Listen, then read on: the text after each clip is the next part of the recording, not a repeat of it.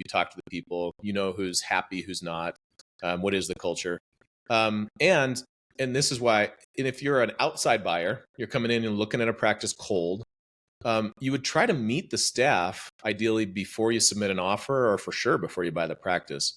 And typically, if there's a broker involved, they won't allow that. They'll just say no.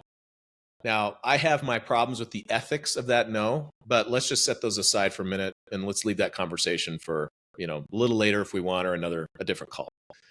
So then I've got two data metrics that tend to be the most helpful, and there are others, okay? But the two that I hear that dentists can both get and that give them useful information are, number one, Google reviews, okay?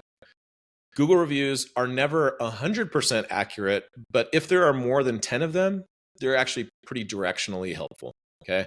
So I prefer to see 100 plus Google reviews. Most, 65 plus year old dentists don't have that many, but you can start to see online a quick search, Facebook, Google. There's like a couple other websites where sometimes dentists get reviewed.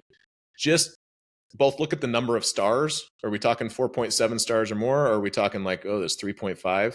And what do people actually write and say? Are they writing about the doctor? Are they writing about the hygienist? And it's consistently, oh my gosh, Mary, the hygienist, she's amazing. Mary, Mary, Mary, okay. Now I know the culture of, and maybe what it is I'm actually buying. And you're also going to look for things like, appointments on time. They used plain English when I was in the chair. I had no idea, why they recommended 4 crowns, that kind of thing. So Google reviews and online reviews, very, very helpful. Second data point that you can almost always get is average length of employment of the staff. Interesting. Yeah. And very simple. If the staff like working there, the culture tends to be better than not. Okay. Now I think, and I'm of the opinion that can actually go too far, right? You can have, and I have had buyers buy practices where every single employee has been there for 25 plus years. Woo, buyer's going to step into a culture that is going to be pretty tricky to change. That's one extreme, but the other extreme is more common. And that is you have like one employee or 2 employees that have been there for 8 to 10 years. And then everybody else turns over every year.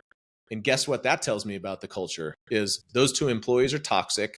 They own the doctor, the current seller, and everybody else that comes into work can only stand those 1 or 2 people for about 12 months before they leave and go somewhere else.